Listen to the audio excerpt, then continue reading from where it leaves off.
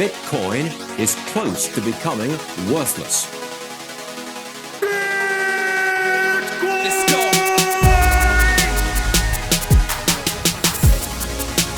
Now, what's the Bitcoin? Bitcoin's like rat poison. Yeah. Oh, The greatest scam in history. let's get it. Bitcoin will go to fucking zero. Yeah.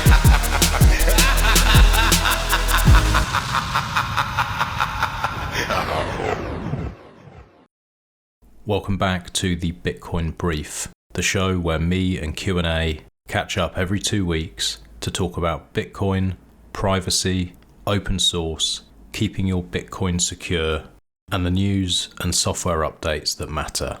I just wanted to say a massive thank you to everyone who's been supporting Ungovernable Misfits, and a big thank you to Foundation Devices for supporting the show.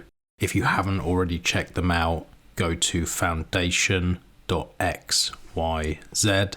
They make cypherpunk tools for fuckwits, and anyone can use this, even me. If you have any questions or you want to reach out, feel free and I'll be happy to go through things with you. For anything super technical, I'll pass you on to Q. If you want to buy one of these incredible passports, use the code Ungovernable. It will get you a discount and it will let them know that I'm shilling. I'd also like to say a huge thank you to the Cake Wallet team.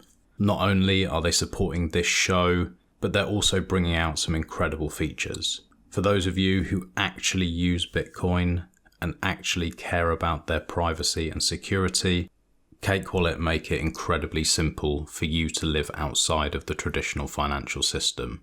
You can use Cake Pay within the app to buy gift cards for food, petrol, and whatever else you might need day to day.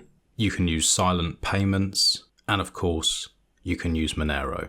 You can connect both Bitcoin and Monero nodes, use coin control, and this team are constantly innovating. I'm really looking forward to getting Seth and some of the other team members back on the show soon, and I'm really excited to be working with them. If you have any questions, you can reach out to me, but check them out at cakewallet.com.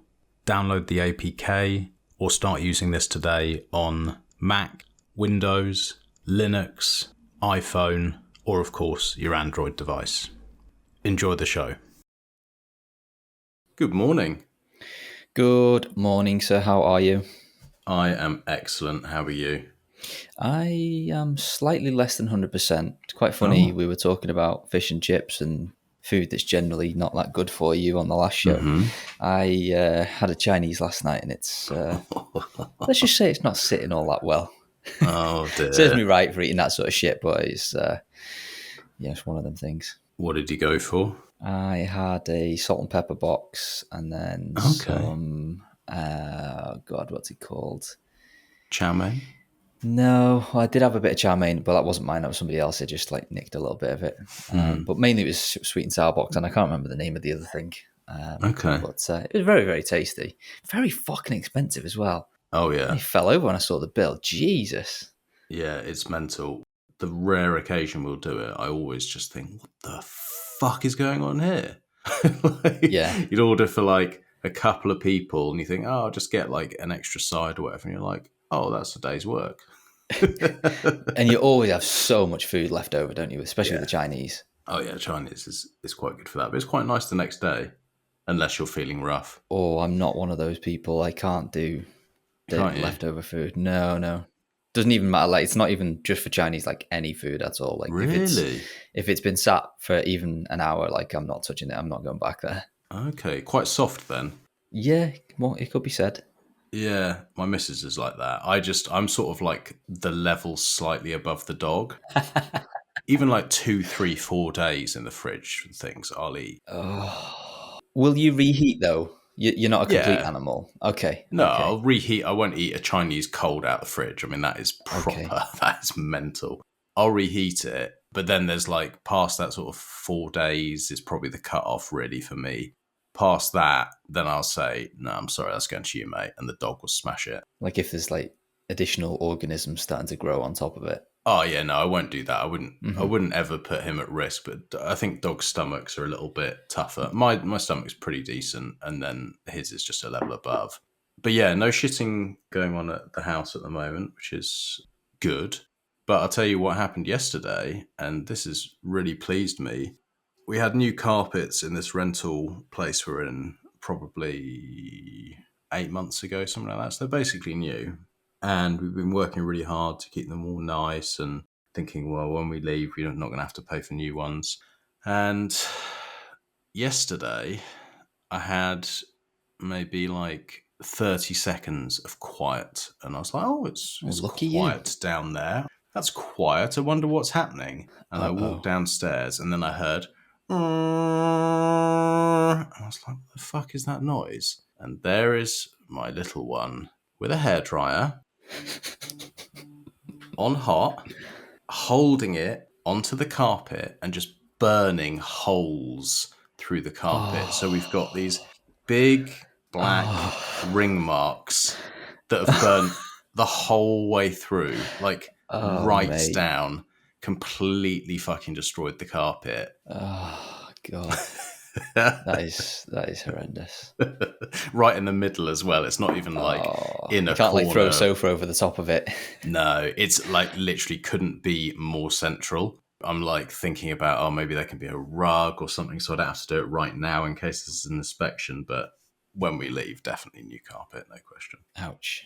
Anyway, what else is going on? What's going on in the Bitcoin world? Well, not necessarily the Bitcoin world, but it is tangential to it. As you know, this is not a politician show, but this is a very important topic. Orange Man got elected, He did. which many Bitcoiners are happy about. Yes. And it does look like there is a distinct possibility that he might stay true to his word and that Ross might be coming home within a couple of months, which I am very, very, very happy about. And hopefully everybody listening to this is as well. There's been a couple of tweets from the, officially unofficial account for Ross that he kind of, obviously his people are using to kind of, so that he can communicate with the rest of the world through, have confirmed that they've been in contact and that it does look like it's going to happen. Obviously, don't want to count my chickens until, he's literally walking outside of those walls and he's reunited with his family after, over 11 years wrongfully jailed. Very promising, but yeah, I don't want to get my hopes up too high, but it's looking good at the moment that he's going to walk free early next year, hopefully, which is wonderful news. That would be incredible. I have to be honest, like, I was thinking, shit, I just don't think he's ever going to get out of there. Mm-hmm. The team around him and everyone trying to help, and his mum, bless her, just like working non-stop, doing everything that she could to help. And I couldn't help looking at the situation and thinking, it's so disgusting and wrong, but I just can't see him ever getting out. So I would love to be proven wrong there. It would be amazing. It really would. Yeah, like this sort of stuff means so much more to, I'm sure, speak for you here openly, that to the both of us, that this is better than any, nominal all-time high and us getting wealthier than we were 2 months ago. Like, this is what it's all about. This is what really moves the needle. So fingers crossed, Orange Man stays true to his word and we can get Ross out. That would be, that would make my year. In other news, I've been having a bit of fun with PayPal. Mate, did you see my tweets? Yeah, I did. I saw you saying I've been forced to use PayPal, and I just thought, let's see how this goes. So for those that don't follow me on Twitter or haven't seen my tweets, I was selling a household item and the buyer insisted that they wanted to pay me via PayPal, which is fair enough. Okay. It's, I begrudgingly said, that's fine. I've had my PayPal account for years to, interface with eBay and all that sort of crap, gone through all of the usual KYC. So it's not like I'm a new account or with some suspicious activity. Admittedly, I don't use it a lot. This is one of the first sales I ever did via PayPal. Normally, I'm just using it to purchase stuff. But this guy wanted to buy this thing from me and he was insistent on using PayPal. So I was, okay, fine. So he sent the money over. Immediately, they released like 5% of the funds. It wasn't a couple £100 worth of stuff. It was, a couple of £1,000 worth of stuff. They said, oh, yeah, no problem. You can withdraw £100 now. And the other couple of thousand, you're going to have to wait for, I think it said 90 days. The thing that I'm selling is being posted. And obviously, I ain't letting it go until I've got all the money. So I said to the guy, I said, look, they're making me wait 90 days here. And I said, I'm not going to be posting this stuff until the funds are in my bank, unfortunately. So we were both buyer and the seller side of things. We were both trying to jump through hoops to see what we could do to kind of release the funds quicker, because I wanted the money and he wanted the goods, naturally. Did all of the steps that they said to move things along, things like posting proof of like postage and the tracking ID and things like that were all scheduled, ready to go, pictures of the items, all that sort of stuff. So did all of that. And it was still saying, yep, no, you're not getting your funds for another 90 days. I was like, okay, great. So I said to the fella, I said, look, you're going to have to just cancel this and we'll look at an alternative. And he's like, no, it's fine. We'll get through this. Another hour passes and I get a separate email from PayPal to say, we no longer want to do business with you. We've terminated your account. Any funds that are locked, you can have them back in 120 days. Oh, for fuck's sake. So I reached out to the support. I was like, what's going on? I've jumped through all the hoops. Why are you closing my account? Usual stuff. I've seen it time and time again. They give you no explanation. They just say you breached the community guidelines and they're closing your account without recourse. That's all the information we're allowed to provide you. There's nothing you can do about it. That's it. So the Peanut Gallery on Twitter were having a bit of a chuckle when I posted an hour later to say that they've closed my account, which I kind of found it pretty funny after I got over the annoyance of having to jump through all these hoops. Luckily, it did let me cancel or refund the buyer all of his money so that I didn't have to wait for it and he got it back immediately. And then we've gone down other channels. But yeah, the whole experience was just absolutely horrendous and makes me somewhat bullish basically on Bitcoin and Lightning. I know we regularly, for good reason, slate on the UX around self-custodial Lightning, but if normies are going through this shit with PayPal every single day and this is considered the norm, then fuck me. You can run a Start9, you can spin up a Phoenix or a ZEUS and you can make it work, because I wouldn't wish that on my worst enemy, that experience I had that day. The amount of time I wasted going back and forth and it was like speaking to a brick wall. So yeah, it was just a complete nightmare experience and one that I wish to never have again. Well, ironically, I can never have it again because they closed my account without recourse. So bye-bye PayPal. Remember when PayPal fucked up on a transaction and they ended up paying like an enormous minor fee? Maybe it was about a year ago. Then they got refunded by whoever mined that block. Can you remember that? It was probably yeah, it does ring a bell. Yes. It was about a year ago. And I remember thinking at the time, because it had been a long time since I've used PayPal, but similar sort of situations as you've just experienced. I remember thinking, please, if there's any good in the world, you keep that fee. It was something like, it was a lot, right? It was a lot. I think it was the biggest one ever. It was like millions of dollars. And I was thinking, you have to keep this, and then send something like, I'm afraid we're closing your account. We no longer want to work with you. Please don't use our service anymore. That would have been amazing. So you fucked up there, whoever that was. It was some like Asian guy. Was it F2 Pool? I think it may have been. Yeah, I think it may have been. But you fucked up there. Yeah, you had a chance to quite literally get one over on the man and you failed. Yeah. And now the man's got one over on me. Fuck you, PayPal. Yes, co-sign that. In other news, we have the new foundation community is now live. We talked about this, or I alluded to this last week, that I was putting the finishing touches to it. And for anybody who missed that show, we at Foundation are moving away from Telegram as our primary kind of community discussion for obvious reasons. Just absolutely rife with scammers. Just it kind of seems like an unfixable problem at the moment where admins in Bitcoin groups just get impersonated. Telegram doesn't seem to do a lot to kind of prevent that. They wait for unsuspecting users to ask for support in the Foundation group or the Start9 group or anything similar to that. And then they will reach out to that user who is normally a new user, an unsuspecting user that doesn't know any better. They'll reach out to them via DMs, offer them some support and socially engineer them into either typing in their seed words into a malicious website or just getting them to give them their seed words.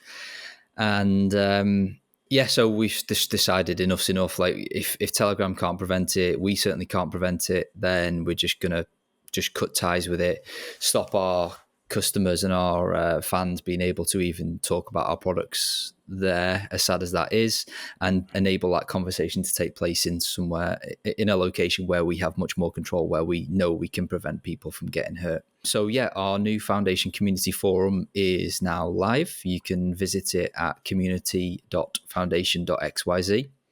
It's built on top of the very powerful open source software called Discourse, which is like forum software, which has loads of customizations and, you know, the ability to kind of make it your own and put your own stamp on it so that they don't all look the same, which was one of the things that kind of put me off it. The thought of it initially was that it was just going to be some boring kind of forum software that's, you know, a bit of a chore to use, but put a lot of work into it to get it looking somewhat presentable and make it usable for people, nice, even on mobile as well. So yeah, I'm pretty happy with the end product. The main problem we've got now is just getting people over there. Telegram's very sticky. It's very easy to use. It's got loads of cool features, and people have been using it for years. People know how to use it. It's got a great mobile app, all that sort of stuff. So trying to upheave, you know, over 1,000 people in our community and get them across to the new website is going to take some time. So if you're listening to this and you haven't signed up yet, please do head over and start helping us stoke the conversation. The Telegram room will be getting locked within the next couple of weeks. From then on, it will be read only. So if you're in there, you'll be able to see our company updates and stuff, but you won't be able to ask for support or anything like that. So if you do need support, obviously use the official support channels, usual email or website live chat, or now you can head over to the community and see if a member of the team or indeed a member of the community can come over there and help out as well. It's a shame, but you needed to do it. There's a blog post that'll be in the show notes as well that links to, you know, the rationale behind this, and also gives you a quick primer on how to get signed up and how to use the forum as well if you're kind of new to this side of things. More Foundation news.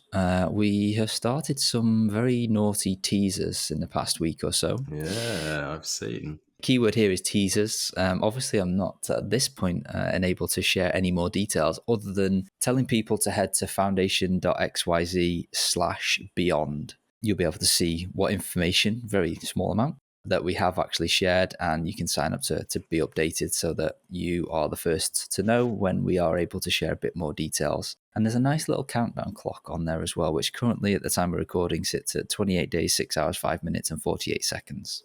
That thing, whatever it is, has got more curves than Salma Hayek. It is looking delicious. It's a very beautiful product. Literally the most beautiful product we've made to date. And I know there's only 3 so far, one of them being software and 2 hardware. But we have, I'm blowing my own trumpet here, but we've excelled ourselves. It is incredibly beautiful. There are quite a few number of people getting kind of, you know, frustrated and wanting to know, and just bear with us. 28 days is not a long time. There will be more details being teased between now and that 28-day deadline. So stay close to our Nostr and our Twitter and our forum. All of the new teasers will be getting shared in there. And as we come closer to that date, it will become a lot clearer as to what this device is. Final piece of Foundation news. We are running our 3rd Pubkey event of the year in a couple of weeks in Pubkey in New York City.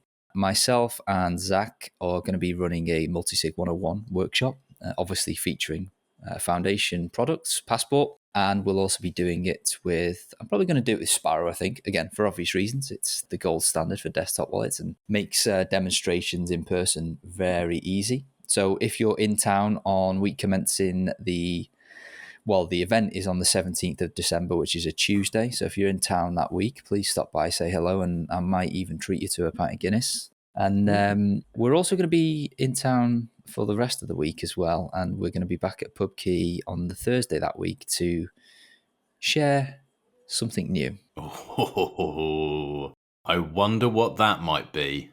Yes.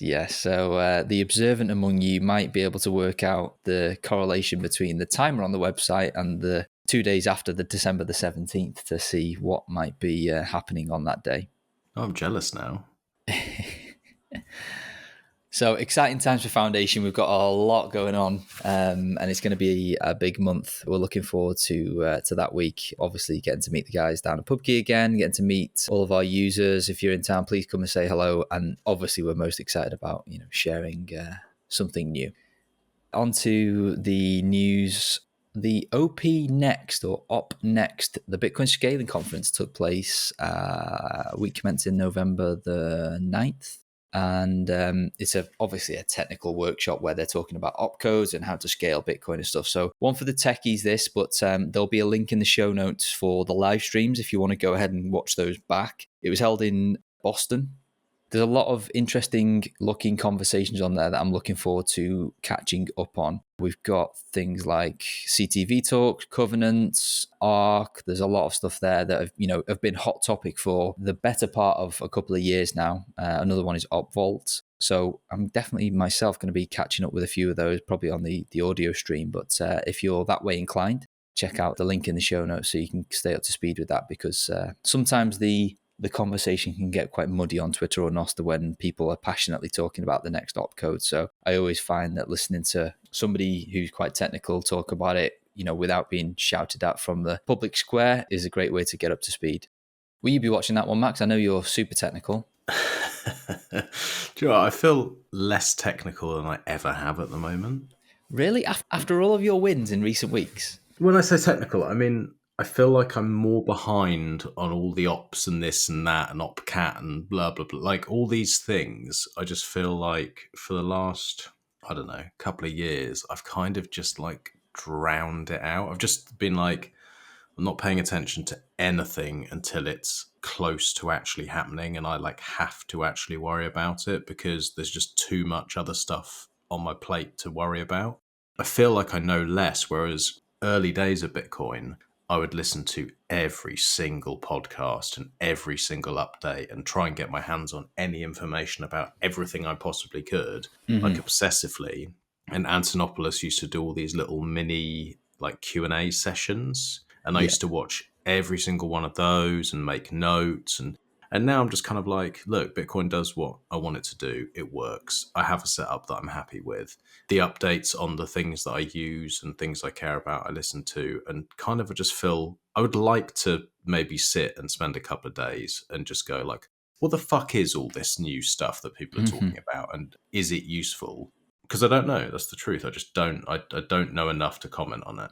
Yeah, we have a great question from Jordan towards the end of the show. So I'm not going to go too deep into this right now because it's going to overlap with that conversation we'll have later. But do you know what I think the difference is between how enthused you used to be and how easy it was to keep up to speed, let's say 5, 6, 7, 8 years ago versus now? This is my view on it anyway. You correct me if I'm wrong, but the last contentious big change we had was SegWit. Yeah. That was before my time, so I wasn't really involved in that conversation. I kind of joined as it was going live sort of thing. So I wasn't really in that conversation to stay up to speed, especially from a technical point of view. The next big upgrade we had after that really was Taproot, which was non-controversial. Pretty much everybody wanted it, so there was never any or not many dissenting opinions against it. It was just a case of, okay, this is great, when can we have it? So there wasn't much noise around it. It was just a case of, I guess the main controversy was like activation methods and stuff like that, which were less important, right? Yeah. So it was easy to kind of, you didn't have to weigh up, okay, well, developer A is saying this and developer B disagrees for this reasons. And there was none of that for Taproot. Now we've got all this covenant stuff, we're back into that controversial bit where not only is there differing opinions on whether this is good or bad, but there's also 10 different ways, all with their own pros and cons, of doing roughly the same sort of thing. So it's like there's just so much more. You've got dissenting opinions to try and weigh up and decide for yourself who's right. But then you've also got all of these different implementations to try and understand. Like, it's no wonder that myself included is not able to keep up with all this sort of stuff in any tangible way to be able to form a really balanced view on which one's good, which one's bad, which developers you agree with. Like, it's a lot. Like, it would be a full-time job to stay up to speed with that. So I think that's where the landscape's changed and kind of why you're absolutely not alone in the fact that it's nigh on impossible to keep up with this sort of stuff, especially all the covenants at the moment. Well, and also, like, when I was diving into all that stuff before, I was spending probably 9-10 hours a day listening and reading and whatever, like, just obsessively. And I didn't have kids. So, like, I can do that. Like, now. Very good point. If I manage to take a shit in peace, that is a good day. That is a great day. And the only time that I can listen to a podcast would be while I'm driving, and I barely drive anymore. So it's like, if I listen to half of a podcast a week now, that's probably about as much as I manage. I listened to that one Seth did with Lopp the other day. That was great. That was very good. But I had to actually carve out time. I had to drop other things so that I could listen to that. It wasn't like I can just passively listen while I do other stuff. So yeah, just keeping up with it is just not going to happen. I'll wait for you to do it, and then I'll just pick your brains. That's what will happen. I feel like that's what we all do, isn't we? We all delegate to a higher power to help us form our opinions and distill it all down. So I'm happy to be one rung in that ladder for you. More news. The Tornado Cash developer Roman Storm has had his trial delayed until April next year. This is to push to keep his expert witness secret is scheduled for November the 12th. Wait, hold on. That doesn't make any sense. Tornado Cash developer Roman Storm's upcoming trial has been pushed until April, which previously had a scheduled December start date, and New York judges ruled on last Friday. Okay, so sadly, he's got that hanging over his head for at least another 4 months now, which is not great. But once again, when the time comes that there's any tangible updates other than it being pushed back, we will keep you guys updated. In even sadder news, the Bitcoin fog user, I use that term intentionally, the alleged operator, Roman Sterlingov, has been sentenced to 12 and a half years in prison for, again, allegedly running the Bitcoin fog mixing service. And I love the No Bullshit Bitcoin title here, for allegedly running it based on junk science, i.e. chain analysis. My understanding is it's like one transaction that was linked to paying for a server or some type of hosting, which could have maybe touched a wallet that he was in control of. It's all a bit like loosey-goosey. And to put someone away at all for something that loosely tied to them is fucking mental. But for 12 and a half years, it's like, I don't know, 30% of your useful life is absolutely fucking disgusting. And again, we drew this analogy last week, but 12 and a half years for allegedly running a service that, again, allegedly laundered money versus we've got paedophiles walking the street in the UK because they work for the BBC. Like, I can't even put into words how abhorrent or how much judicial injustice there is in this world. It makes me sick to my stomach. Yeah, it's enough to make you angry enough to dedicate your life to take their power away. Yeah, indeed. He's also been ordered to forfeit 395 million and had 1.76 million worth of seized assets as well, or worth of his assets seized. He was ordered to forfeit 1,345 BTC from the Bitcoin fog wallet that they say he controls, worth over $103 million. So hold on, they're charging him all this money. Have they got any proof that he has any of it? Well, I think the first part of this where it says he's ordered to forfeit 395 million and seized assets from him worth around 1.76. The fact that they've done that, I guess, presumes that they know he's got that. It's the second part that is funny to me, where they've ordered him to forfeit all of the money from the alleged Bitcoin fog wallet that they say he was in control of, which obviously he's denied. Okay, shall we hit some boosts? Yeah, let's do it. Very big fan of this first one. It's from John. We all know John. 100,000 sats. He said, I'm so very excited that after 2.5 years of producing mining content together, Max finally understands how to convert Terra to Peta. I'm so proud. Apparently, all the people in the miner group we have, the pleb miner group, were all very proud. Chet had messaged him like, oh yeah, look at Max. He can actually fucking count. Well, thank you, John. It's starting to rub off. I'm starting to learn. Late stage hodl with 40,000 sats. Y'all call it grid.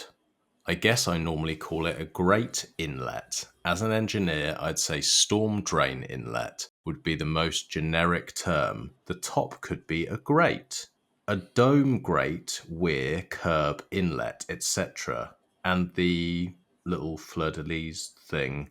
It's a fleur-de-lis. Yeah. Thumbs up. No meaning or reason for it on my boost. Just can't boost without a message anymore because of fucking Nostr integration. But at least my queue still doesn't work in Fountain and the UI sucks. Chip shop, salt and vinegar, battered sausage. Is this just a corn dog? No, it is not. Absolutely not.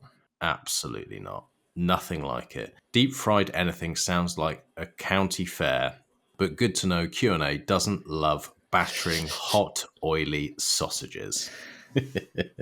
Thank you for your boost, late stage huddle. Okay, I'm going to butcher this name, so I apologize in advance, but this comes from Pojamines? Oh, they actually sent me the thing. They sent me another boost how to say it. Oh, really? Okay. Well, I'll read it while you find it. I'll read their boost. I won't find 21,000 sats, by the way. Thank you. I just wanted to give you a boost because you really deserve it. Oh. But there is one thing I'd like to mention. ZEUS wallet is a bitch. Channels are closed for unknown reasons. Sending and receiving very often do not show the status, although they are successful. This often leads to having to restart the app very often. I hate it. Lightning is annoying anyway. Co-sign the last message, but that's your experience is definitely not the experience I've had with ZEUS. However, it sounds like you might be using the hosted channels, which if you are, obviously that's a paid service. I would absolutely go into the ZEUS Telegram room. Be careful, obviously. Telegram's full of scammers, but ask for support. There's some great guys in there that will be able to give you some troubleshooting steps that might be able to assist. But it definitely sounds like it's a problem with the hosted channel service because... speaking for myself, I've not had a single channel closure in years via ZEUS. I had one the other day. Was it a hosted channel? It was the LSP? not a hosted channel. No, it was one I'd opened in C Lightning, and I was just operating it in ZEUS. All right. Well, I haven't actually had time to properly work it out, whether it's a channel closure or what it is, but it no longer shows as active in the C Lightning GUI thing, which is really weird because I never closed it and I need to have a play around with it. But yeah, I couldn't get it working, couldn't make any payments. It's really fucking annoying. As he says, Lightning is annoying. It is fucking annoying. It certainly can be, yep. I'll tell you what Lightning's like. It's like a constant fucking annoyance with just the odd wave of like, oh, this is quite good actually. It's like having a kid. Yeah, exactly. It's like 95% of the time you're going, fuck this shit. Oh, what have I done? Why am I doing this? Oh, is it all worth it? And then there's just this little 5% where you go, oh, this is amazing. This is bliss. You're just riding a wave of bliss. That's Lightning. Lightning cost me a few less sats, though. And it doesn't burn holes in your carpet. Oh, God, yeah. Oh, fuck's sake. XMR chat. 0.121 XMR from fuck. Great username. Yeah, thanks, mate. We have a shout out for Shadrach, who streamed us a total of 10,640 sats at 120 sats per minute. Thank you very much, sir. Wow, thank you, mate. Appreciate you. 8 Mithrandir with 7,777 sats. Remember, the 5th of November, the gunpowder treason and plot. I know of no reason why the gunpowder treason should ever be forgot. Guy Fawkes and his companions did the scheme contrive to blow the king and parliament all up alive. 70 barrels laid below to prove old English overthrow, but by God provenance him they catch with a dark lantern lighting a match. A stick and a stake for King James' sake. If you won't give me one, I'll take two, the better for me and the worse for you. A rope to hang the Pope, a pennorth of cheese to choke him, a pint of beer to wash it down, and a jolly good old fire to burn him. Holla boys, make the bells ring. Holla boys, God save the king. Hip hip hooray. Wow. Beautiful. Thank Never you, heard mate. that before. No, I haven't either. I think that's because we were asking, or I was wondering The story true behind reasoning it. behind Yeah. it. Yeah. I feel like there's more. You know, like you look through history and you just think, I don't know if that's true. I feel like there's something more going on in that story. Like I'd like to know. But thank you for the poem anyway. I appreciate it. Thanks, Abe. Next one's from Expatriotic on XMR chat, 0.048 XMR. He said, lightning disrespectors. Here is some fag money to make up for my missing lightning boosts. Also, something smart about coffee. Very good. Here is some fag money. Okay. Does he mean cigarette money or does he mean fag as in the usual term? Maybe he means to buy some cigarettes. Possibly. Have we been talking about smoking lately? No, it's probably greaser. Ah, okay. Smoking fags. Yeah, I don't know. I don't think he's talking about XMR because other than my fuck up where I just put a dash stupidly, I've been really enjoying using XMR as a payment method. It's not been so good to store any value in, and luckily I haven't done that.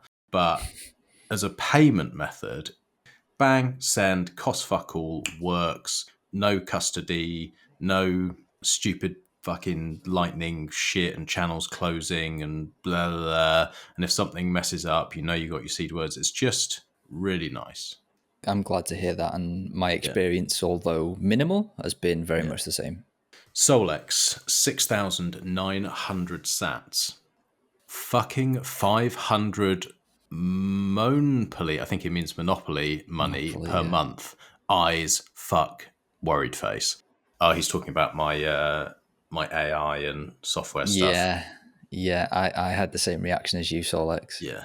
Well, I totaled it out the other day. It was a little bit less. It was in the $400 range. But also, it's not just AI. So I've got like my Adobe subscriptions because of some of the artwork. I've got my AI subscriptions for like art and voice and bits and pieces. I've got the recording software that we're using now so that it stores locally, not just, you know, if we cut off, we don't lose it.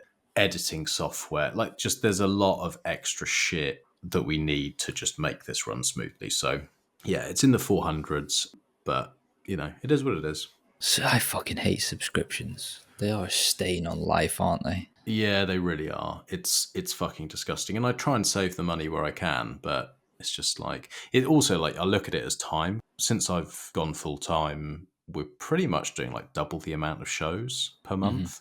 If I can shave off time and make things slicker or just make things better, and I have to throw some sats at it, I can do that because you just hit a limit of like how much time you have, and that's where these tools come in. So yeah, they are good, but yeah, it's fucking disgusting. Next one's from Mr. Nathan Day, 5,000 sats, and I think his Nostr client may have screwed him over here because it just says blank is a northerner ? Fake news. Now, I think this is about your saying there was a northern influence in your household or something like that last time. No. He's talking about coffee. He's saying black coffee is a northerner ? Fake news. And I was like, no, he is a northerner. He's definitely more northern than you. Yeah, he's definitely. I mean, everyone's more northern than me. But I would class him as a northerner. I don't know where the limit is. I almost say like, I don't know. Careful.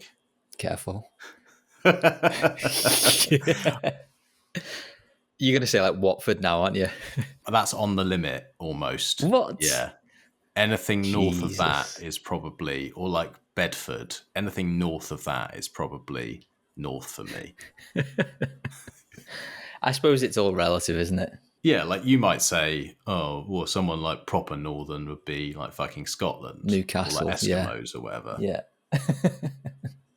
Yeah, it's all relative, I suppose. Newcastle's the most northern until you hit Scotland, isn't it, basically?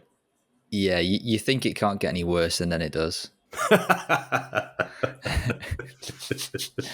Just joking to anybody that's Scottish that listens to this. There is one Scottish chap I know that will be listening to this, and I'm just sending out my love. It's been a while since we've chatted. Yeah, we might be thinking about the same one. I'm sure we are. Awful bloke. He's an awful bloke, and he goes to every conference ever, and he loves putting stickers everywhere. Yeah. We love you. I haven't heard from him for a while either. At JB399, 4,000 sats with a fist bump. Thank you, sir. Pies at a pleb, 2,100 sats. without a badass American John, I'm falling asleep less than 30 minutes in. Fucking Brits. Loads of emojis. But still, got love for y'all. 420 sats from Pies again. I love running my BitAxe. I never play the Fiat Lottery scam, but I'll play the BitAxe Lottery again all day, every day, motherfucker. Boyaka, boyaka. Loads of emojis. One spliff a day keeps the evil away. Boyaka, boyaka. 1,000 emojis. Thank you, Pies. Thank you, mate. Sorry that we bore you, by the way. He's not even listening anyway because we've already done over 30 minutes. True. So I feel like he listens to the intro, sends 17 boosts, and then just fucks off. Yeah, that's it. To go. We appreciate you, Pies. Thanks. At Huxley, 1,337 sats has sent a Rumble link, which I haven't clicked yet, to get paid to run a tour relay. Let me just click this link. You're going to go on a journey with me here, listeners. Let's listen to it live. L Tour. Okay, we'll link it. It looks legit. It's not going to break my or get me in prison. High bandwidth Tor network fork, incentivized by the Bitcoin Lightning Network. More decentralized, more secure, and relays earn sats. Powered by Bolt 12 offers. Okay. I like that as a concept. Maybe check that out. We'll link that in the show notes. And he also said, best fish and chips are fried in beef dripping and served with Yorkshire tea. Fist bump, England flag, England flag. But he actually wrote the words rather than the emojis, which made me chuckle. I'm not sure about a cup of tea with fish and chips. I know that sounds weird from a northerner, but I don't actually drink tea. So I think a lot of people do that, though. Yeah, it's just weird. I feel like pint if I was going to do anything. And beef dripping, I don't know if I've ever had it in beef dripping. That's what Zach put on there. Because he's into all his like proper like tallow and like healthy stuff, isn't he? Yeah, beef tallow, yeah. He said something in one of the messages like, oh, I hope that's not in seed oils. And I was like, mate, it's WD-40. It's fucking like, if you get seed oils, you're lucky. Stackham, 1,069 sats. Just a time preference nut speaking here, but high time preference killed your butane. Okay. I'm guessing that autocorrect has screwed this person over. I'm guessing they said BitAxe. Ah, okay. Urgently trying to get your hash back on versus learning the correct voltage for your butane killed it. Here's some sats so you can buy another one in the future with a little love heart. That's very kind. But yeah, that's true, Q. You don't understand time preference. You fucked yourself up there, mate. Yeah, and I don't understand butane either. Thank you, Stackham. At Purple Frog of Fire Breeze sent us 1,000 sats and just said onwards. FOMO Metronic, 1,001 sats, said nothing. Able, AIBLE, 801 sats says, I blew up my Supra the same way Brother Q did. This is a good cautionary tale. Brother Pies, as usual, makes a good fair point. Perhaps Brother Q should start trying some impersonations to become a more well-rounded podcaster. Sometimes being jacked and incredibly intelligent just isn't enough. Well, thank you for saying so, Abel. Wow. Yeah, there's a couple of things that you'll never hear me do on this podcast. Impressions is one. Simp for Sailor would be number two. And only number behind three, closed doors. Yes, I keep that to myself. Probably just those two. Yeah, but impersonations is definitely not my bag. Impressions is not my bag either. I sometimes get coerced into doing the odd terrible impression because John does so many and listeners ask. But yeah, it is. It's not a strong suit for me. Nobody from nowhere, 666. It sort of like balances out AIBLE because he's very godly. QnA finally learned from Max how to fuck around and find out. Those who never fuck around and found out it did not live their lives fully. There you are, So mate. if you are looking to fuck around and find out, buy a BitAxe, then close your eyes and rummage in that cable drawer that you've got and just plug the first one in that you find. Yeah. Then you may fuck around and find out. Just make sure you disconnect your smoke alarm first. My two are still running. Oh, you got double the hash I have. Yeah, every time I walk through the garage, I think, oh, I've done a thing and it works. Paul Allen, 500 sats, said, you mean Jurov's phone number requirement hasn't prevented Telegram groups becoming a scammer's paradise? Obviously sarcasm. And yes, unfortunately, that hasn't worked. Wartime, 333, rest in peace. I assume that's about your BitAxe. It is. Thank you, Wartime. Final one is CryptoNect, 210 sats, and they just said thank you. Well, thank you, CryptoNect, and thank you to all of our boosters. We thoroughly enjoy reading them each and every, I was going to say week then, every other week. Thank you very much for getting involved, guys. We do really appreciate it. We do. And this little bit is for Jordan. He keeps badgering me. He said my last message about thanking everyone for value was okay. He gave it a B minus.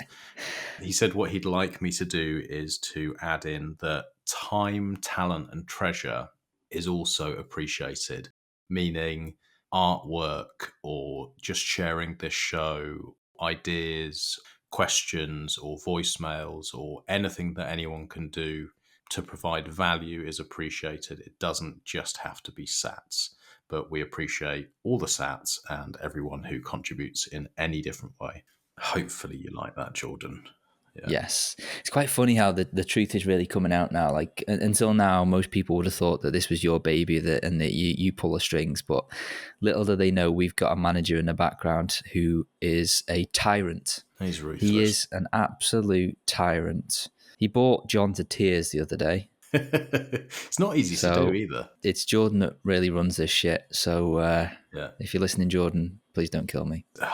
Sometimes like my phone will go off. It's like 3 a.m, 4 a.m, and it's just like a list, and then it just underneath just says, "Get it done." I've got so much to do. The repercussions if I don't do it are just too strong. I woke up to a Telegram message last week from him. Literally no other context. It just said, "You are not good enough."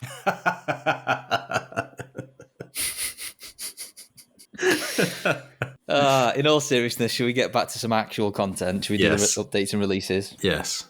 Love you, Jordan. BitAxe version 2.4.0 has now been released, and I believe this is only for the ballers that like to run the Gamma, the latest one that does like a whopping 1 terahash. Loads of stuff in here. I'm not going to read it all, but I think there's been some nice polishing to the UI as well, and loads of bug fixes because obviously the Gamma is fairly new to the market as well, so I'm sure they're still working through some issues there. So that is very hot off the presses. That's at the time of recording 17 hours ago. So I'm going to say maybe don't upgrade straight away, because anytime I've rushed out and done a BitAxe release on the day of it was announced, there's always been an issue with it. So I don't know, maybe give it a couple of days, especially if like me you have a habit of killing BitAxes and you're down to your last one.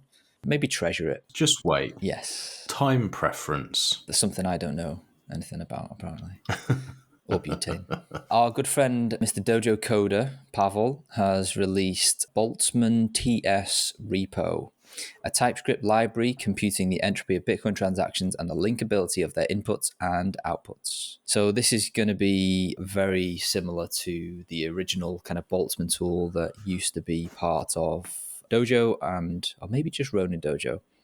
But yeah, as the name suggests, you can kind of scrutinize your own transactions to work out using the Boltzmann theory how likely an outsider is to be able to link the inputs and outputs. So the release here is a TypeScript version of that. So if that isn't complete nice gobbledygook to you and you know what TypeScript is, then go ahead and give this one a go. Will do. We have Robosats version 0.7.2 alpha, including Nostr Orderbook, has now been released. Well, the alpha has been released, should I say. So this is, obviously, I'm our resident Nostr shill and also one of our Robosat shills, I guess. A big fan of that project. And seeing these two come together, again, I think we might have mentioned this before, but it does make sense to me, right? These peer-to-peer markets are going to come under the crosshairs of regulators because they enable people to circumvent the KYC catch net that is, slowly creeping in by allowing you to purchase from another privacy conscious user. Wonderful.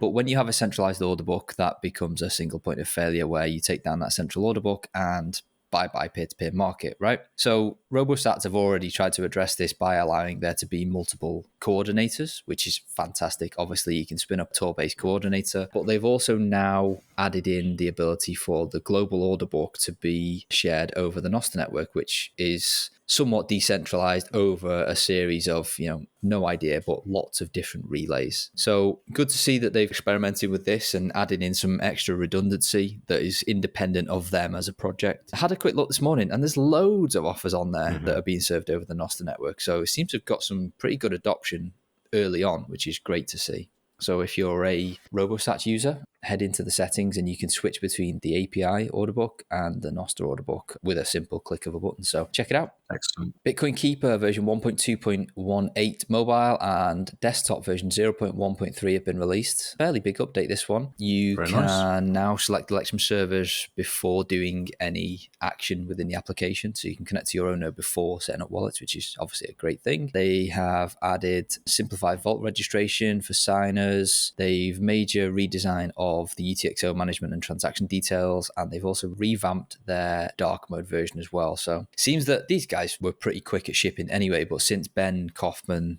ex-Spectre Wizard, has joined the team, they seem to have really stepped it up a bit as well. So it seems like he's made a really positive impact over there. So shout out, Ben. Hope you're well. I haven't spoken to you for a while, but sounds like he's doing good work at Keeper.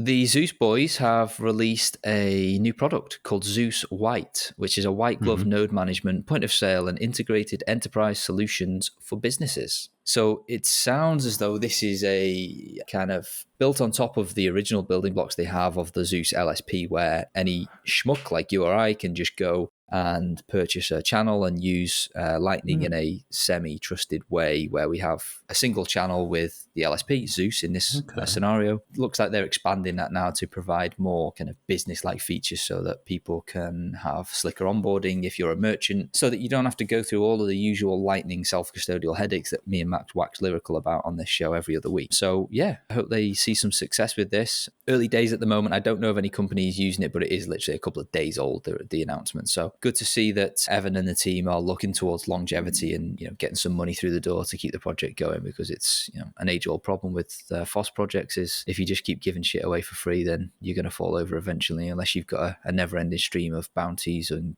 gifts from HRF, etc.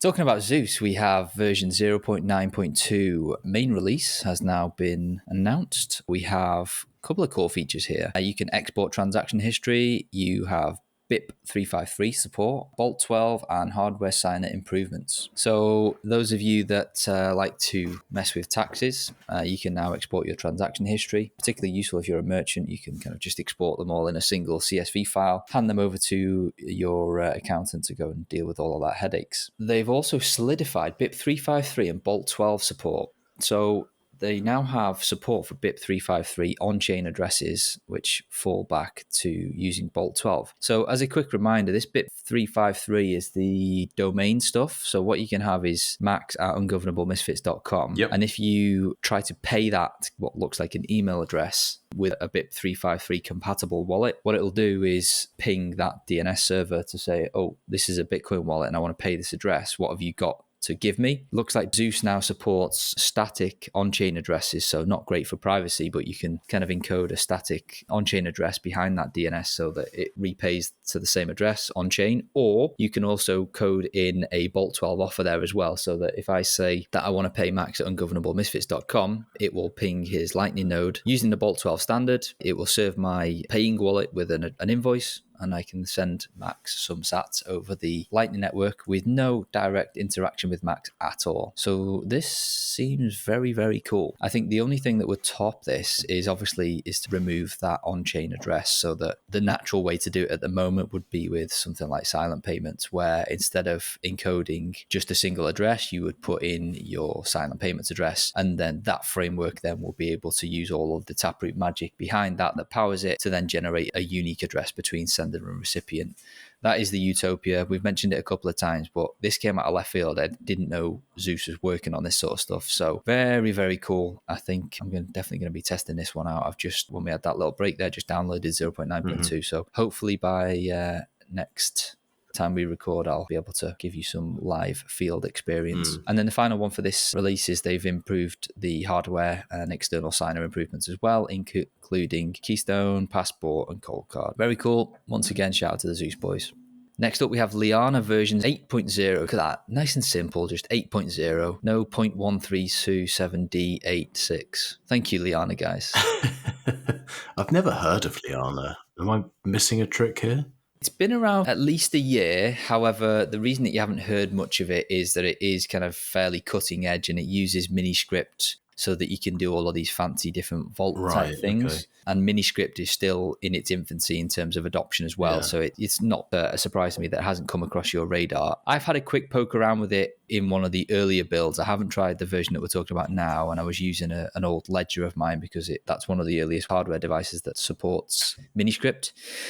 It is a very powerful thing where you can kind of time lock funds and set fallback keys so that you can have like degrading multisig and all that sort of stuff. But it is, again, very cutting edge and, in my opinion, not quite ready for the prime time. But version 8 looks like they've done some massive upgrades to the UI to kind of simplify things, distill things down. They've upgraded to Bitcoin D28. They've added Bitbox O2 support. So yeah, it just looks like they're walking down the natural path for a fairly new wallet, but they're doing so whilst having very cool Miniscript support, which I think is going to be fairly big in the years to come because of what it enables in terms of self-custody and also self-custody backups, so that you can, do some of those things like I've just mentioned in terms of like degrading multisig, or have external keys and backup keys and things like that, where you can get a little bit more fancy. But again, I'm not urging anybody to go out and put their life savings into this sort of stuff at the moment because it is very nascent. It's a desktop application, by the way, if I didn't make that clear. Don't know whether they've got any plans for mobile options at the moment. Okay.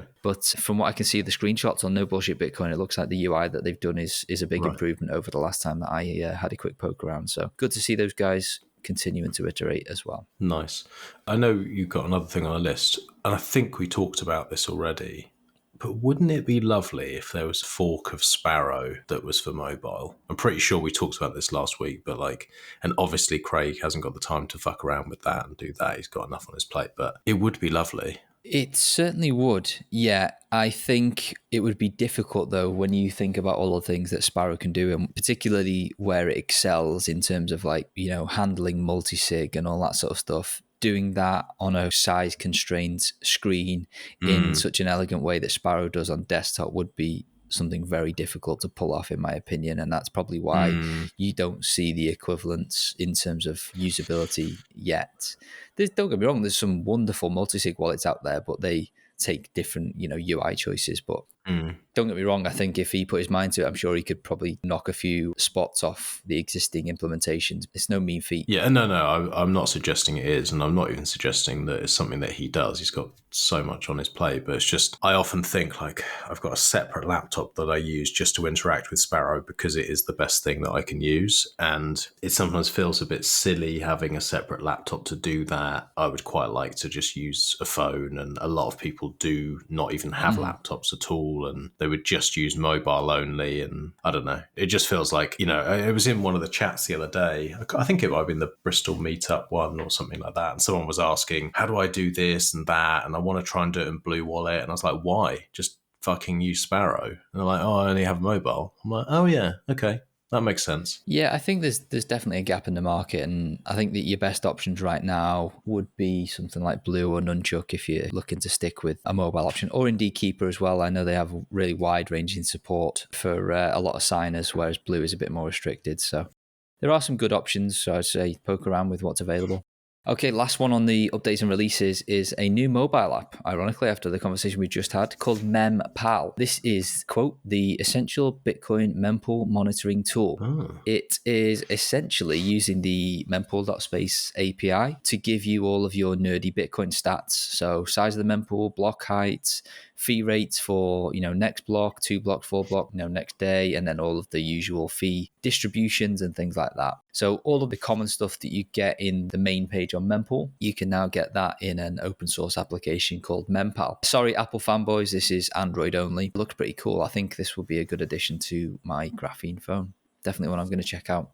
Okay, mate, shall we hit some questions? I know we've got one from our Lord and Saviour, Jordan, and we also have voicemail, I believe. Should we hit the voicemail first, maybe? Before you do, maybe we remind people how they can send one in. Yeah, it's been a while since we've had any voicemails. I check every day and no one sends them. It makes me very sad. But today, you can send us a voicemail on Telegram. You can send me an MP3. You can send it to Q. You can send it to Jordan. You can send it on any communication. Just send us a voice note via any communication method possible that you want, basically. Just send us a recording and we will play it. I fucked that up. That was terrible. I don't know how to say it. You can just send us a voice note on any app, and fucking hell, I can't even do it, mate. Why can't I speak? I don't know, Q. Why don't you tell us? Just drop us a voice note. Doesn't matter whether it's on Telegram, Signal, Simplex, anything like that. If you have a question, just record a quick voice note and send it through to us. And as long as you're happy for it to be played out on the show, we will definitely answer that question for you. Just keep it clean and keep it legal. Oh, I'd also add, if you have any updates, so if you're a dev and you're working on a project, no shitty, scammy stuff, but if you're working on something and you want us to know something particularly cool, you can send us a voice note for that as well. It's not just questions. Let's check our voicemail.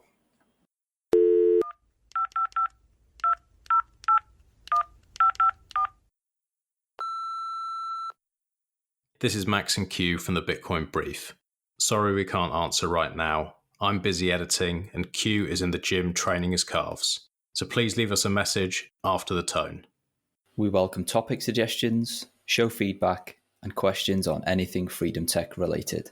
Please direct all number go up queries and politician simping to a nearby Twitter influencer. Hi Max, hi QnA. Thanks for the hotline. Since the most recent price action, there are a lot of people interested in stacking sats now. Now, if people are so retarded as me, they end up losing passphrases and stuff like that.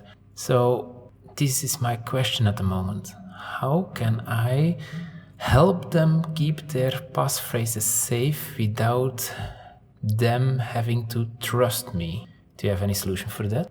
Thank you.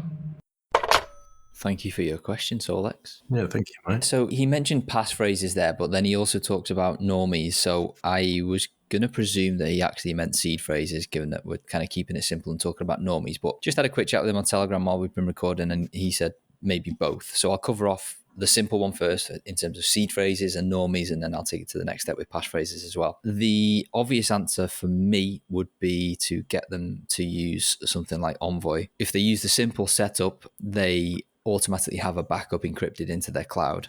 So they would just tap, tap, tap. They get a mobile wallet. They're able to generate receive addresses. They can send and receive Bitcoin in literally 30 seconds. And then they have an automatic encrypted cloud backup such that if they choose to ignore the warnings and never write down their seed phrase, then all they would need to do if they lost their phone or deleted the Envoy app is grab a new phone, download the Envoy app. As long as they're signed into their iCloud account or their Google account, it will automatically pull that encrypted data back down and restore access to the wallet. Obviously, as a friend of a normie, we have a responsibility to make sure that they understand the concept of seed words and stuff. So I would also urge them to say, look, this type of wallet will automatically back it up for you, but you don't want to put all your eggs in one basket and just have the cloud be your only option. That might not be too detrimental because at the end of the day, it's a mobile wallet. It's not designed for your life savings, and obviously be very clear about that. It would cover off the use case of just getting somebody onboarded very quickly to show them and give them that wow moment without needing to go, okay, these are seed words. They operate on the BIP39 standard. You need to write them down. You need to stamp them into steel. Like,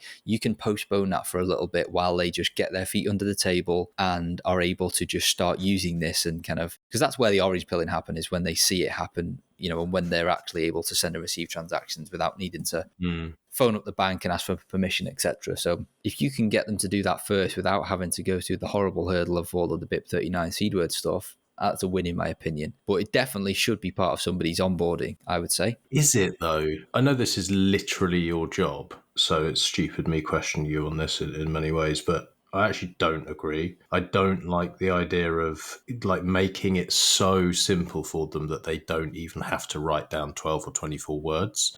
I feel like trying to do things and having encrypted backups and all that kind of stuff, like, it's a cool option to have, but just as a friend, if I'm setting someone up, I just wouldn't even give them that option. I would go straight to, we're going to set this up. I'm going to look away. You're going to write these down. You're going to make 2 copies. You're going to check through and just double and triple and quadruple check. And you're going to store these in separate places just in case one burns down or whatever. Like, you don't even have to get to stamping steel or any of that kind of stuff. Like, but you are going to fucking do this and you are going to write them down and you understand that this is the key. because I just don't think it's that hard. I feel like people make maybe too much of a fuss of like how difficult it is to write down a couple of words on a piece of paper. Like kids can do it at fucking school at a couple of years old. I'm pretty sure an adult can do it. Yeah, I agree with everything that you just said, and definitely think that we shouldn't obfuscate the fact that seed words exist and their importance in a self-custody setup at all. I just think that depending on the user, obviously that's the crucial part here, is who you're trying to onboard or who you're helping. It could be a good idea to defer it even for a small amount of time. It just depends on the user essentially, but yeah.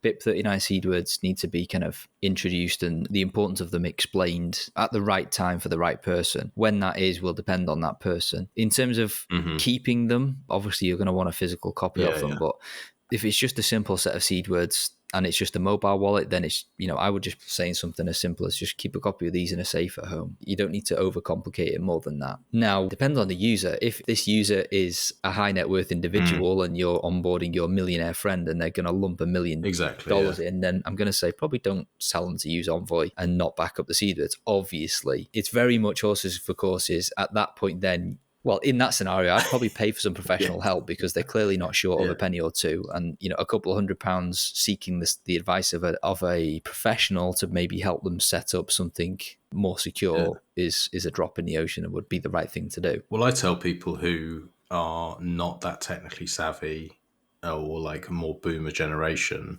I always tell them buy a passport, pay for the setup. Not, I say always. Any of the boomers who I've spoken to or people who have actually listened, they're buying like in the tens of thousands. It's not like 50 quid or 100 quid or 20 quid. It's like 10 grand, 20 grand, 30 grand, whatever it is. Like they're buying a decent chunk. And to those people, not even in like, oh, I'm buying $1 million. If you're buying 10 grand upwards and you're a bit of a retard, you're not technically savvy, just fucking pay the $99. Personally, I just think that is worth it. And I like doing that with people as well, because I don't want to be solely responsible for the setup. I might sit there and listen in, or I might be involved and be there to hold their hand if they need it. But for $99, I think it's crazy not to. Yeah, definitely. And to cap off the second part of the question around passphrases, this might be controversial, but if I'm onboarding somebody, I just would tell them not to use a passphrase at all. And I appreciate that might be controversial, but there's a time and a place. And when you're onboarding and you're just getting started, you just don't need that added complexity, in my opinion. Thoughts? Yeah, Craig said the same to me last time he was on. Again, I disagree. That's just me being like overly paranoid, and it could be to the detriment of friends and family at some point in their lives if they don't listen. But I really hate the idea of all eggs being in one basket. People don't like the idea of splitting seeds and keeping those in separate locations. And so I don't like the idea of keeping everything in one place. I don't like the idea of telling someone, stamp this into steel or save this in a written down format, which can be read by anybody, and then them not put it somewhere that actually is that safe, or they put it in a safe and then they're robbed, and then someone just has it laid there in front of them. They don't have that belt and braces where, someone goes, oh, fucking hell, okay, I've got these 12 or 24 words. Let's sweep this wallet. Oh, there's either a small amount or nothing on there. And now, because they've done the passphrase, they've saved themselves. Like, even if it's not the world's best passphrase, like, it's a damn sight better.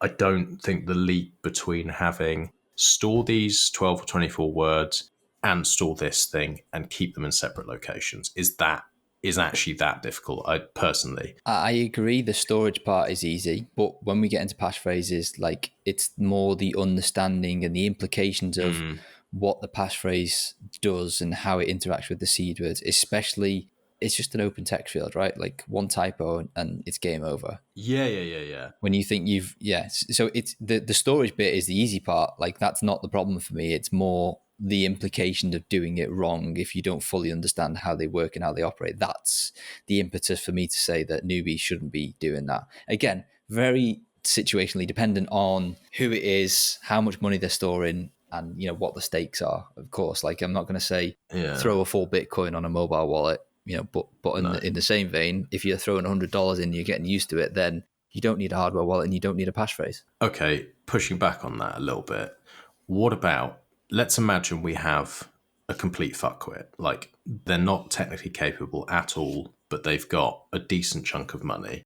You set them up you use Envoy, they have a passport. Let's say they have a passphrase on there. If they're receiving there and you only save their account on their phone with the passphrase, so that when they receive, they go onto their mobile device, they press receive, it generates an address. If they're ever being sent any money, it's going to go to the right one. Okay.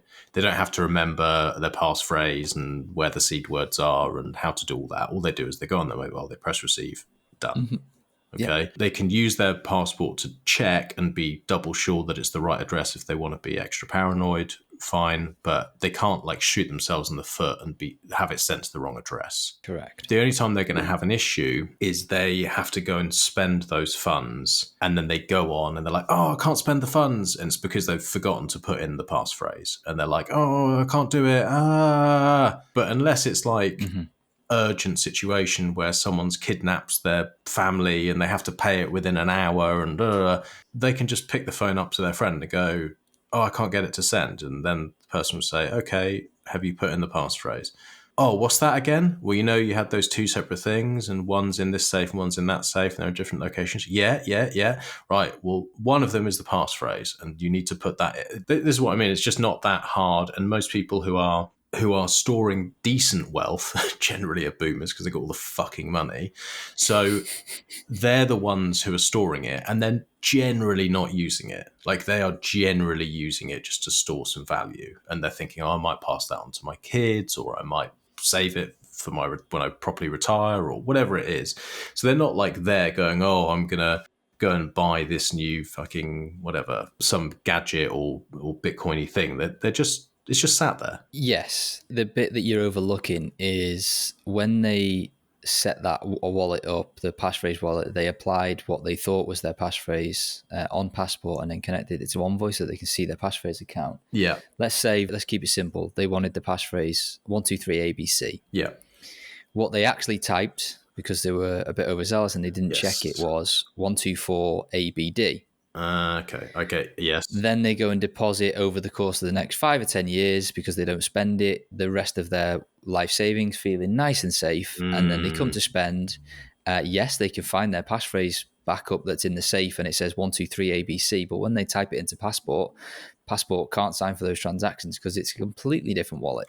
That's what I was talking about earlier, where I was like, you really need to understand the implications here because a single typo can destroy your life. I understand. And that's a fair point. But it is also the same as if you write your 12 or 24 words down wrong, except that you also have your passport, which has them stored. So that's like a second backup. I get your point. Yeah, that makes sense. With the seed words, it's a predefined list, right? Passphrases are an open text field. You can put what you want in there. So, yeah. It's I get where you're coming from, though. Like, it's not a massive leap for most people, but just be very, very careful, especially when you're onboarding newbies. Don't get them to run before they can walk. The way, just to round that off then, would be, if you are suggesting they use the passphrase, would be that you make sure they do a proper backup and restore after doing a small spend to that wallet using the passphrase, and make sure they triple check their passphrase is written down correctly and they have 2 copies, the same as the other thing. That's the only way round that fuck up, which, yeah, I was overlooking. Yeah, and again, that's what I'm talking about, where you need to understand the implications and how to set it up properly by doing stuff like that before you start depositing your life savings in there. So yeah, I agree. Okay. We have a couple of questions from the socials. Number 1 on Twitter from Drink It's been quiet on the Ashigaru front. What's your thoughts? I can't help but be very suspicious of it. It's like the CIA came in and removed a leader of a country and then replaced it with one of their own. Brackets, samurai out, Ashigaru in. Quick and ruthless. Also, fuck NVK. His words, not mine. Yeah, I don't know. I think it's going to be really difficult for trust to be built. And I think that only comes with time and code review, because whoever is behind Ashigaru can't tell anyone who they are. They can't really be that public facing. I think anyone who's followed this story can understand why. So it's going to be difficult to build trust. I suppose at the end of the day, it doesn't matter who's behind it as long as the code is good and that no data is leaked and that people are using their own nodes and all that kind of stuff. That would be my take on it. I just think it's time. What about you, mate? I couldn't have said it better myself. I literally don't have another word to add to that. I think you nailed it. Oh, thank you, mate. You're welcome. I feel really good now. But I'll also can I just add one more thing, is that whoever is behind it, we appreciate you. Agreed. And it was something that needed to be done. Sticking your neck out like that and doing something like that can't have been easy. It is appreciated. Yes, we don't know who is behind it, but I would urge anyone who's able to go and review the code, to use it, to test it and report on it. And there will come a point where we can all feel more comfortable about it and start to use it. And no one else has done it and stuck their neck out. So appreciate you. Co-sign that. Final question is from Henry on Nostr, who asks, how would Q&A, brackets not Max, smiley face, Fuck's sake. make an NUC less noisy? So this is NUCs, or NUCs are the little mini desktop computers. Is it worth faffing around in the BIOS, or should I change some parts? I'm running a BTC full node on one and want to run another for a Start9 server, but things are surprisingly noisy. Now that you're our resident hardware guru, what do you think, mate? Well, he specifically said not to answer, even though I do run a NUC and I have actually had this issue and I could answer it perfectly. I'm not going to. You're probably better suited to answer it, because mine is whisper quiet, with the exception of when it's like booting up or doing some re-indexing or something like that. So I don't actually have this issue. So I was going to suggest maybe a different fan or something like that, but let's see what the expert has to say. I would say a different fan, or see if you can find another cooling solution. So it might be that you just remove the fans and find some other way of cooling it, like a cooling tower, or you can have different parts that have cooling in them. I don't know if you saw when you were ordering your NVMe, you can have like self-cooling NVMe and different things like that. So it might just be an old noisy fan and that can be ripped out. But I don't have a noise problem with mine. The Start9 running on the Starbook, that's actually pretty quiet. It's funny you should say that, because the Starbuck I've got is the noisiest machine I own. Sounds like a jet plane. Really? Yeah. I don't run a node on it, but if I do anything heavy on it, like video editing or something like that, then it's quite embarrassing in coffee shops. I can't remember if I had that problem when I was trying to run it as a normal laptop. But yeah, it must be just that it isn't under that much strain with what I'm throwing at it, with running the nodes and all that kind of stuff. It just maybe isn't that much of a problem. But it's sat literally right next to me. It's within a foot or two of this mic, and it's not causing any problems there. So compared to like a Bitax, I couldn't have in the same room. That had to go in the garage. So yeah, I don't know. I would say probably see if you can find some other way of cooling, or see if you could run it in a different room. Maybe it could be under some stairs or in a garage, or I don't know. If you wire it, it shouldn't be an issue. There we go. Let us know how you get on, Henry. And get a Mac if you don't want to be embarrassed in a coffee shop. I know everyone gets really annoyed by that, but a MacBook Pro is actually just a better laptop. They do look good, I'll give you that. Well, not just look good. They look good. They feel good. They make zero noise. The battery life is good on them. They just work. Hard to disagree. They're just really, really good. Yes, they are cucked, and yes, you're not as cool as a Linux boy, and like you don't look as cool in the fucking coffee shop and all that stuff, but you get more done. All right, mate, that rounds out the show. Any other business for me? Didn't we have Jordan bleating in our ears about something? Oh, yeah. Oh, God, I'm going to get absolutely ruined for that, aren't I? He would have put a hit out on you, I reckon. Jesus Christ. What have I just done? Okay. Question from our head honcho, Jordan, the one that pulls all the strings. Yeah. Since the last brief, Lopp's appearance on Opt Out, which is very good, by the way, go and check it out. It was very good. And James OB's in-depth piece, both of these will be linked in the show notes.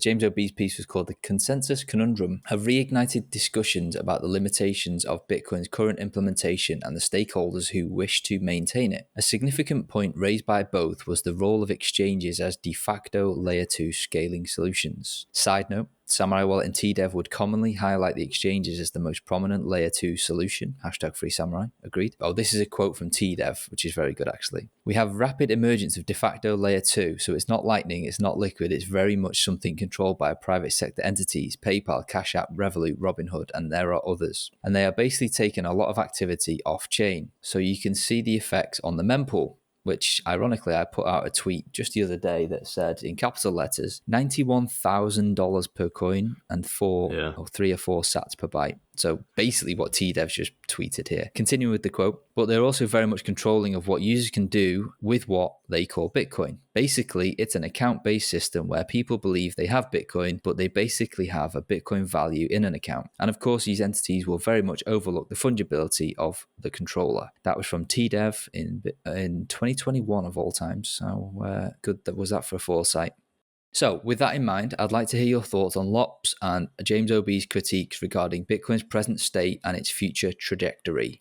What insights do you have on their perspectives? Okay, so a lot of what I'm about to say might not make sense unless you have listened to Lopp with Seth on Opt Out, again, link in the show notes, and read James OB's tweet, which again, link will be in the show notes. The quick summarization of it is that there is a big shift towards, or big resistance to, any form of change in Bitcoin at the moment. Both of them kind of allude to the fact of why this might be. I have my own thoughts, mainly because it's anybody that's ever held Bitcoin at this point in time when we record is in profit in nominal terms. The longer that you've been in Bitcoin, the more nominal gains that you've seen in terms of dollars or pounds, etc. So if you're one of those people, which is basically anybody in Bitcoin, then Bitcoin works for you right now if the main impetus as to why you need it is to protect your wealth, hide from inflation, etc., etc. I know I'm not speaking for everybody here. You know, it is a transactional tool and I want it to stay that way, but that's a side note. Anybody that's in that camp, which is the majority, whether we like it or not, thinks Bitcoin works. So they're all of the thought process, well, okay, if it works now, why would we risk upsetting the apple cart? Why should we make any changes when, you know, we want to hide from inflation and we want them to go up because that's my primary use case for Bitcoin? If that is, that's fine, great. And I can understand your viewpoint as to why you wouldn't want to change it. So that's my first thought on that. Yeah, so to go back to the resistance piece around like people don't want this to change and it's very hard to get changes in Bitcoin. James OB had a great point around that in recent years, we've had a lot or many of the old guard kind of step away. These old guard were kind of pivotal in terms of they had big voices and they were able to be quite influential when it comes to making changes or significant changes to Bitcoin, and that the voices that we have right now, they paint themselves as janitors and they kind of will do what the community wills, which is partially a good thing because, you know, we don't want centralized control. We don't want kind of a dictatorship because as soon as you paint somebody as the head honcho here that's able to make all of the decisions and say, right, here's the direction Bitcoin's going in, that's a single point of failure and we just turn it to PayPal. So it's a damned if you do and a damned if you don't. And I understand why these people are not willing to put their head above the parapet to be able to, you know, really drive something, especially if they've got maintainer access. So that leaves us in a position where any change, it's kind of like just a bit crazy, really, trying to gain any form of rough consensus via people whose voices matter. So there's a resistance to change. Nobody wants to put their head above the parapet to kind of drive change. And those that do get attacked by people that don't want change. So that makes them not want to do it and kind of gets us in this stalled position where we're doing nothing because it's difficult to do anything. I will let you come in there because I just want to think about some more points on this one because it is a very, very good question. I agree. I mean, there's more at stake for more people than there ever has been. And I think people do view it as like a tool that is very, very good. Very few people understand the tool well enough to understand what a change could do. That's why they're scared about making any changes. And I lump myself in that group as well. Like, unless there are changes that really matter to me, like if someone came out tomorrow and went, no, I can make this change where we somehow magically can still verify the supply at the same time we can make every spend completely private. And we can do some magic where it makes it impossible to track and link and everything else while still maintaining that 21 million and that we know that that can't be changed. And someone put that out there, I'd be like, well, okay, I'm now going to spend a lot of time looking into this and working out if it's something that I want, because this is something that matters to me. But if someone is rolling out an idea that could potentially fuck Bitcoin up completely, it's for a benefit that I don't really see as a benefit. I'm like, don't change it then. Yes, so I agree. I'm partially in that camp as well, but there are consequences to that. That will mean that Bitcoin can no longer continue to scale at all.